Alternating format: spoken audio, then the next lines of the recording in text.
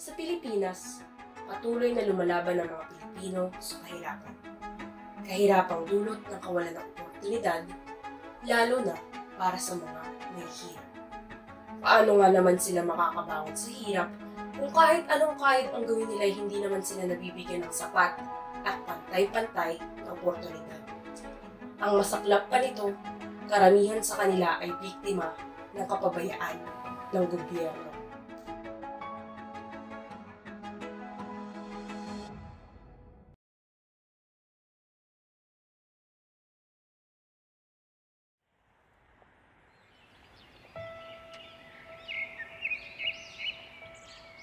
Sa milyong-milyong Pilipino na dumaranas ng kahirapan ngayon mula sa kasulukuyang lagay ng ating bansa, paano nga ba sila patuloy na nakikipagsapalaran upang may makain at matustusan ang kanilang pangangailangan?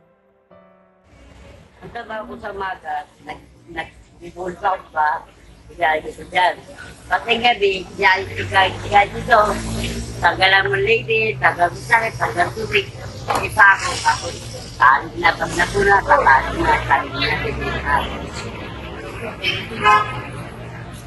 nakakabenta ako mga 3 linggo, pati sa dyan, ito ka marami kayo. Ang kikita sa akin na, di ka kita. Kaya marami sa akin. Mahal ko po lang. Lahat ayan ang... Kasi walang nag-asit, ayaw nilang punong-puno. At siyempre, alam mo naman, maruming sa taon natin. Siyempre, diba, matasakit nila, ayaw nila. Hindi ba maruming nila kasi nakasako eh. Kaya magulo, matagal eh. Lalagay mo sa cycle, kakaanin mo, yan ito, para mahulog. Kaya yun, ang cycle po natin. Kaya kailangan marami kang gawa para kumita ka. Dahil kung kukunti, cycle ang kumita, hindi ka. Ako. Kaya siyempre kailangan kalaban. Una-una, gamot ko. Araw-araw 16, gamot ko siya. Yung maintenance ko, 60. 60, ay pagkain pa. Masyanda, 140. Kapi mo pa, 150. Kaya ko makunin ng 150 pangarap. Kaya naglalakad-lakad ako, yung iba, inaabot na lang kahit 10, kahit 5. Pag-aabot na, hindi tumutulong, sabi niya. Yakan taga! Okay lang Yakan po. taga! Okay lang po. Yakan lang! Okay lang po. Yan, di ba, tulog, nakaunawa. Pasalamat ka kahit kakunti. Bahala rin siya. Kagabahan ka rin yung mga katutulog. Katulog na, nakakaunawa siya ko. Nakawa sa'yo. Nagpapahal din sa'yo. Amay ka. Eh, pasalamat kayo. Wala mo lang kanyara. Bahala rin siya sabi. Siya, si Mona Lisa, kilala sa tawag na lakad-lakad dito sa Quiapo, Manila. Isa sa mga Pilipinong hindi pinalad makapagtapos ng pag-aaral. Manghigit 3 taon na siyang mangangalakal o nangongolekta ng mga plastic na bote dito sa kanilang lugar. Ang trabaho ko talaga, nag-nabuli ako. 25 anos ako, yung balik, alis, gano'n. Hanggang sa, hindi na ako na-stroke, siguro sobrang pagod. Sabi rin ako, biro, hindi ka alas 5, matulog ka alas 12. Eh, ang nangyari, sa umaga, alpusalan, tinapay. Pangalian, kanin. Eh, wala ako. Parang pagod ka, puyat ka, buto ka. Ano po ba yung trabaho niyo po sa ibang bansa? Minsan sa Taiwan ako,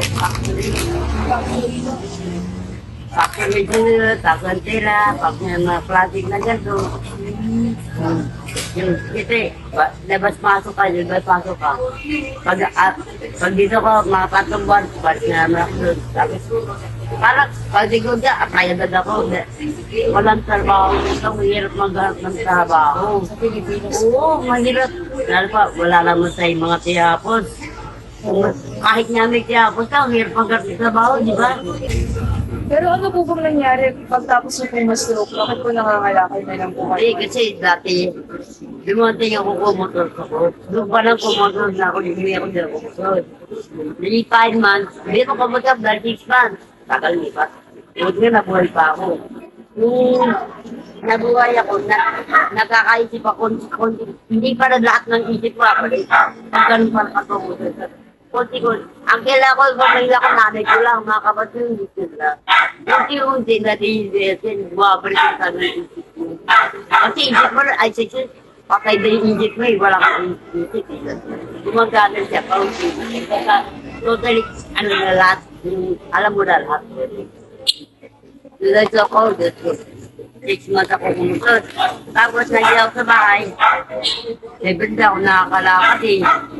Practice. Maghapon ako hapon tingting. Lakad ako, lakad. Pag napagod ako, pag may kaya na, tayo naman, lakad ako lakad. Yung nagsawa na siyempre, mahal kang bahay. Ako quality. Nakikakikot lang ako. Pag ganun lang, hindi pa ito ganun. Kamay ko sa umaga na. Kaya gila ko, doon na bahay. Yung building na to, dito akong may-intro. Yan. Doon napagod na ako, parang tawa ka dito, tawa ka dito, kakabit. Napapagod na yung mata. Umikot ako dyan. Ang pag-ikot ko, nakita kang tao, dito din akong buti. Siyempre, takot lang sa. Doon ako nag-unsang mga lakad. Buti ko na-discover, mapapagdadaan. Ay, may tanong po ako. Huwag ka tayo may pera, wala pera. Balita po kasi namin, yung tawag po sa inyo is lakad lang po. Saan po nanggaling yung lakad-lakad? Hindi nila alam pangalan ko. Diba? Ang pangalan ko Mona Lisa. Ang nickname ko, Lelet. Lelet. Hindi nila alam pangalan ko kasi ako lakad-lakad. Kahit nakasanayin, nasa tawag-tawag sa akin, lakad-lakad. Yun na naging pangalan ko sa kanila. Kilala ka na po nila, kakalakad-lakad dito. Kahit nyo.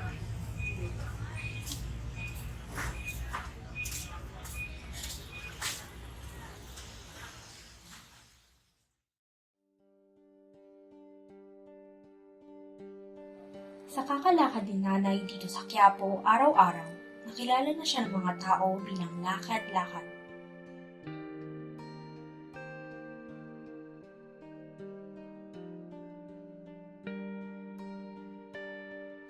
Umaga pa lamang ay nag-iikot na siya sa lugar at nakangiting tumabati sa mga tao sa kabila ng hirap sa pagsasalita at paglalakad.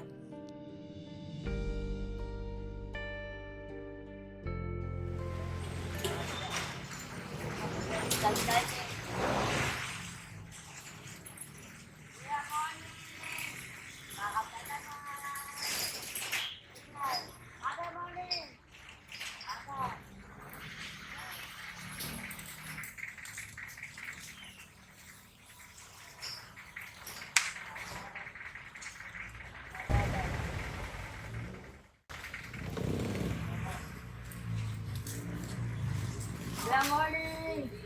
Tama.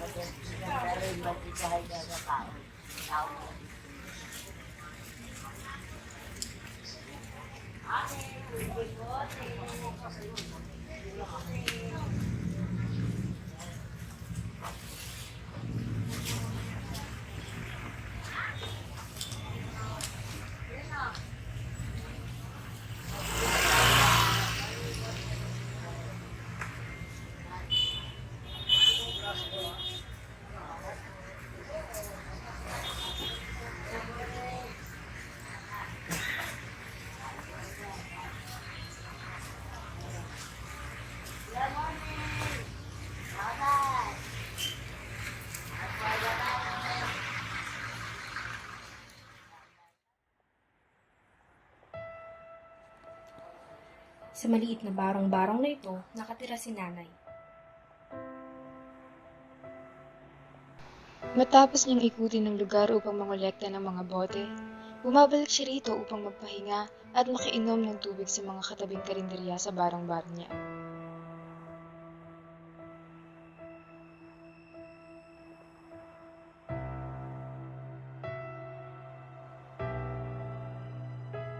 Sa kabutihang palad, napapaligiran pa rin si nanay ng mga taong may mabuting loob.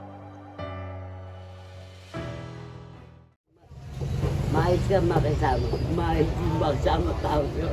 Yes po. Mabait ka. Tao ka talaga. Tao rin yung papakilala ka. Tama.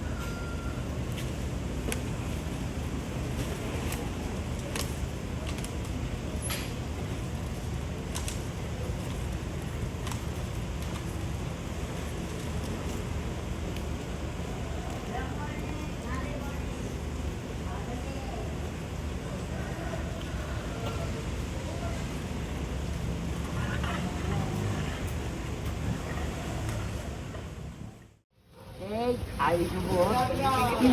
Ka rin. Dito. Good morning. Good morning.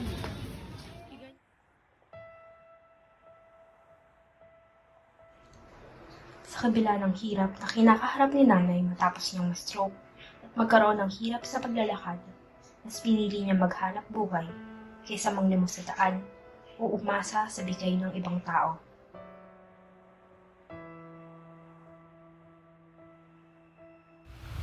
Isa pa sa mga karanasan ni nanay na paniguradong nararanasan din ng ibang mga Pilipino ay ang pagiging biktima ng kapabayaan ng mga taong nakaupo sa pwesto. Imbes na matulungan ang kagaya niyang nangangailangan, maaari niya pang ikapahamak ang binigay na tulong sa kanya. Kaya naman sa ngayon, mas naniniwala si nanay na sarili lamang niya ang makakatulong sa kanya. Napunta ko niya bago pa lang yung epidemic. Napunta ko dahil lang kayo mukha ko. Kumagal na sa akong pinatag yung mukha mo eh. Punta ko nun, sabi niya, sa isang yung schedule ko. Sa isang mababalik siya. Yung ka pala may schedule. Ito ka, napatay na ata ako bago makabalik siya yun. Parang nagdamdam ako. Ayoko na bumalik. Anong klaseng anong klaseng mag-aantay yung isang buwan. Tapos pagbalik ko na, saka pa may reschedule. Eh, baka patay na ako ng isang buwan. Baka naman, hindi siturang magad. Mukha ko na lang ako. Siyempre, kumagal, tao lang tayo isang nagdadamo. Bakit parang mali ah? Kasi parang madapat yung rin na. Ano ba? Eh, paano kung masakit talaga ang puso, kung masakit ang tiyan ko? Babalik pa ako ng isang buwan. Eh, baka pumuntok eh ko ng cancer ko, sir. Baka pumuntok na. Dito, di ba? Ano pa ka nandyan? Maganda. Kapsilon. Mayor. Tatman eh. Diba? Huwag ka mag-aari nagsasanti. Umapit ako sa mesa, ang mga reseta ko. Patong kami sa akin, may maraming lang. Umapit ako dyan. Hindi ka na ba mag-inisip yung pangalan natin? Bigyan ako ng gamot. Ibang klaseng gamot. Pero sabi niya, pareho rin ang effect ko sa katawan. Di siyempre ikaw tatanggapin mo dahil wala nakatawag ko. Pati yung Malacanang, nagpa-medical ako ng Malay, dahil libre. At may gamot niya ba, o tingnan ko, pinagalitan pa ako. Sino ba nabigay siya ng gamot? Mga basura yung gamot. Hindi ko naman masabi, si Tirugal, siyempre kahiyan nila. Sabi ko, binigyan lang sa akin. Siyempre, pagtatakpag mo na, kahit mali sila. Binigay lang po sa akin, sabi pa rin, puro basura ang gamot. Kaya, huwag ka magkano. Ano lang kami liwa, yung sabing basura yan, o yung nagbigay na pareho na doon. Parang hindi ko maintindihan. Eh, minsan huwag ka magkano niya. Umasa ko sa loob mo. Bakit Nakahalakan mo lang, bibili siya ng gamot na. Isa pa sa basura yung palitan mo naman kung ano tumulong na. Wala rin binigay. Wala kanyang pala po. Tama pala yan.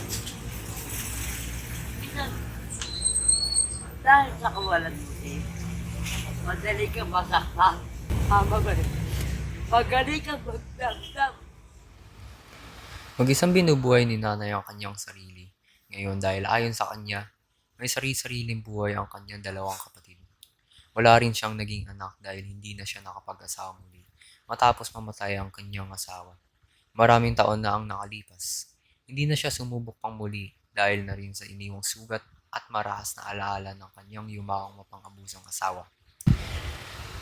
Sa hirap ng buhay niya, pinipilit niya ang kanyang sarili araw-araw sa pangongolekta ng mga bote upang matustusan niya ang kanyang pang-araw-araw na pagkain at gamot. Sa dami ng boteng kailangan niyang ayusin ngayong araw, mabuti na lamang at binisita siya ng kanyang pamangkin dahil may makakatulong sa kanya na ayusin ang mga boteng kailangan niyang tanggalan ng takip, tubig, label at bitin upang maibenta nasa junk shop. At sa pagtatapos ng araw na ito, ay nagbigay ng mensahe si nanay para sa mga taong naghihirap katulad niya. Alam mo huwag ka magalit. Ang buhay natin hindi pare-pare. At hindi natin alam kung ano ba yung buhay natin. Kaya naman, nakaganto ka na. Yung naghihirap ka rin, kaya poverty ka, kung ano mo ang kalagay mo. Siguro maganda pag-isipan mo na kung anong tamang gagawin mo at yung gagawin mo dapat. Huwag ka magsasang kalokohan. Pangit yun. Diba, nakita na mamaya sa wheelchair pero nasa paglalakad. Pag nakita ka tao na saka ikaw narinig mo sa sarili mo pag-iyakan sa sarili. Hindi ka gaya naman natin. Hindi namin alam ka sa magiging buhay. Kaya nandito na kami. Kung ano yung dapat na gawin at pinakamagandang gawin mo, isipin ko ay pinagagawin. Huwag kang mag-isip ng kalokohan.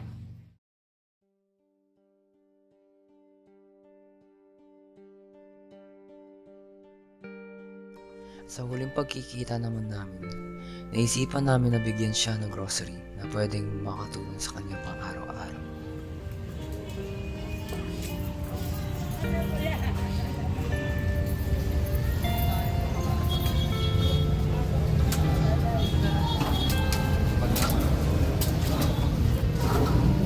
Bago po kami umuwi ng Iloilo, pasalamat po natin sa pagkain po sa amin sa pagkakunan po. Thank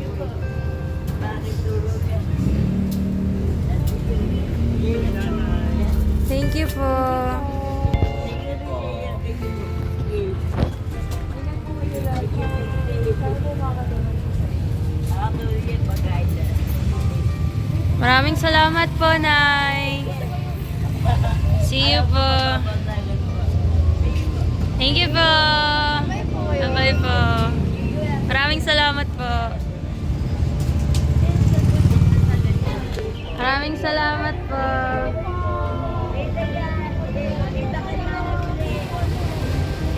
Sige po. Ingat po kayo. Ingat po kayo.